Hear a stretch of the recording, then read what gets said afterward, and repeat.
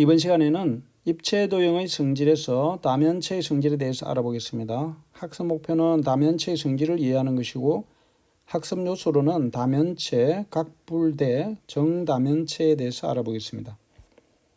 먼저 다면체에 대해서 알아보면 연진이는 친구에게 줄 선물을 포장하기 위하여 문구점에서 다음 그림과 같은 선물 상자 전개도를 구입하였다. 자, 이때 전개도라는 것은 상자를 펼친 그림을 전개도라고 하죠. 각 전개도를 접어 만든 선물 상자의 모양을 그려보자 라고 했습니다. 그러면 전개도를 보고 상자를 그려보면 왼쪽 그림은 6개의 면으로 이루어져 있는 직육면체죠. 직육면체의 겨냥도를 그려보면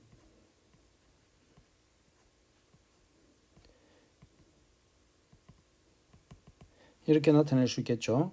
오른쪽 그림은 육면체이기는 하지만 앞면과 뒷면이 사다리꼴 모양이죠. 그래서 윗면과 밑면의 크기가 다른 육면체가 되죠.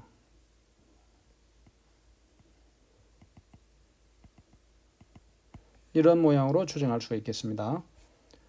앞의 전개도를 접어 만든 선물 상자는 모두 다각형의 면으로만 둘러싸여 있다. 이와 같이 다각형인 면으로만 둘러싸인 입체 도형을 다면체라 하고 면의 개수가 4, 5, 6인 다면체를 각각 4면체, 5면체, 6면체라고 한다. 자, 다면체의 이름은 면의 개수에 따라서 붙였다라고 생각하면 되겠죠.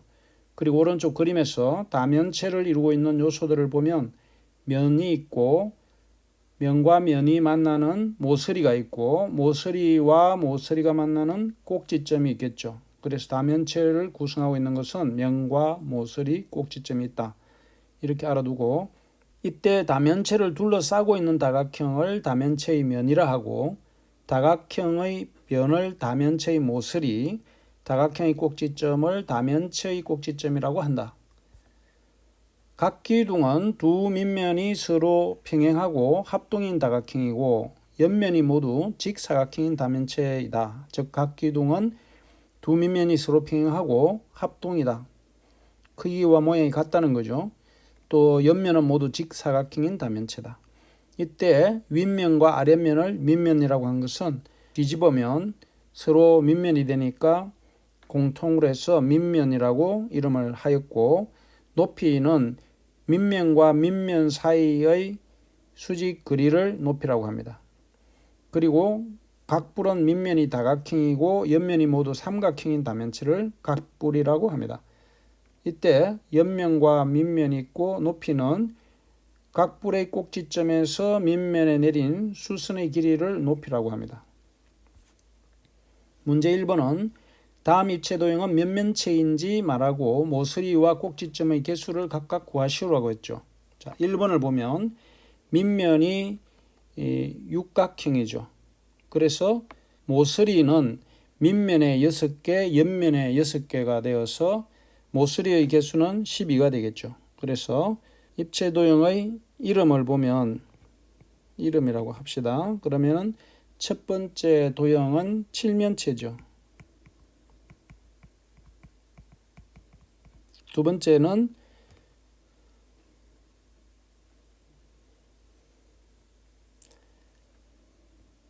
다음은 모서리와 꼭지점의 개수를 알기 위해서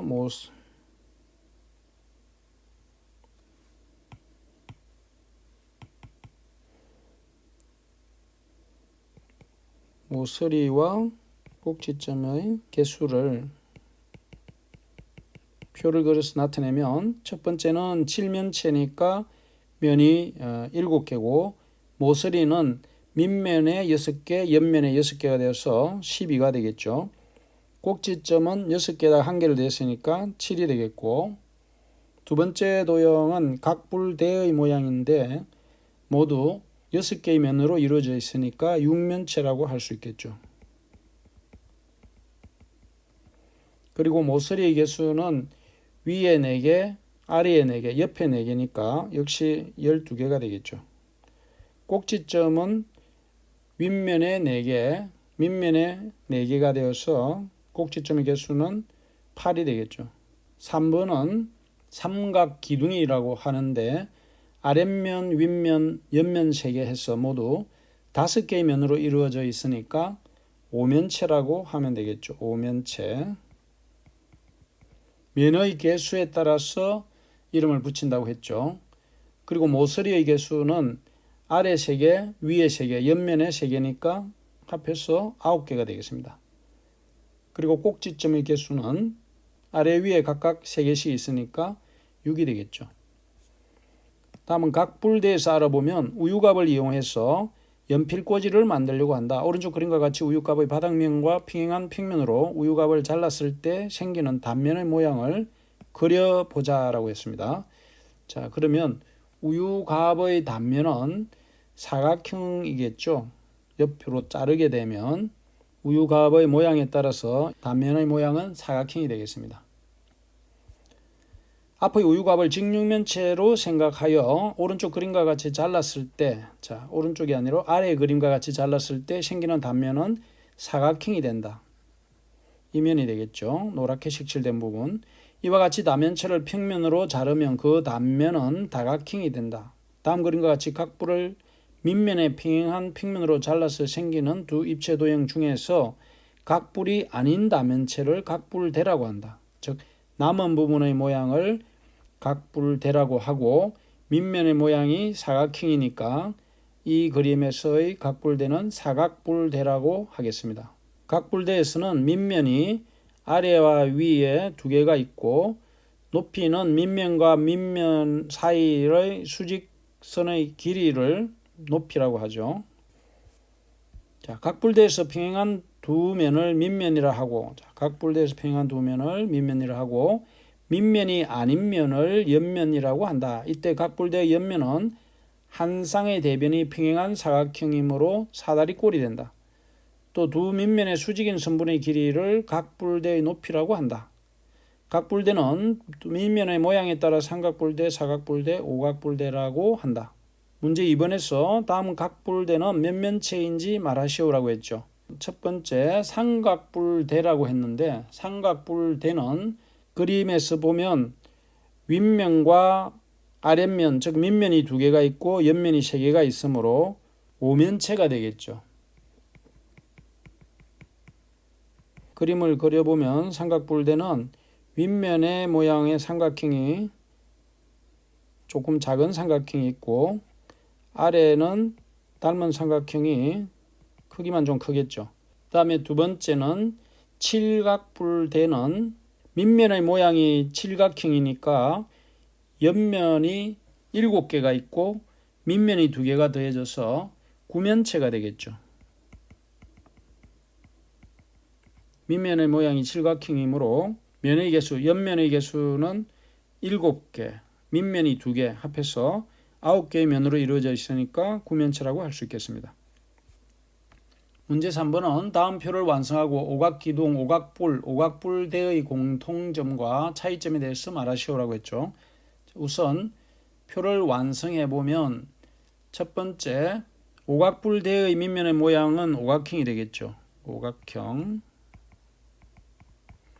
그리고 오각불의 옆면의 모양은 모든 각불의 옆면의 모양은 뭐라고 그랬습니까? 삼각형입니다. 삼각형 꼭 기억하세요. 다음 오각불대의 옆면의 모양은 사다리꼴이 되겠죠. 다음에 면의 개수는 오각기둥에서 면은 밑면이 2개, 옆면이 5개이므로 7개의 면이 있겠죠. 그리고 오각불은 밑면이 하나고 옆면이 5개니까 이 면의 개수는 6이 되겠습니다. 다음은 의사소통 문제로 다음 그림에서 빈칸에 알맞은 말을 쓰고 그 이유를 설명해 보자라고 했습니다. 자, 그림을 보면 팔면체 모양의 저금통을 만들어 보자라고 했죠.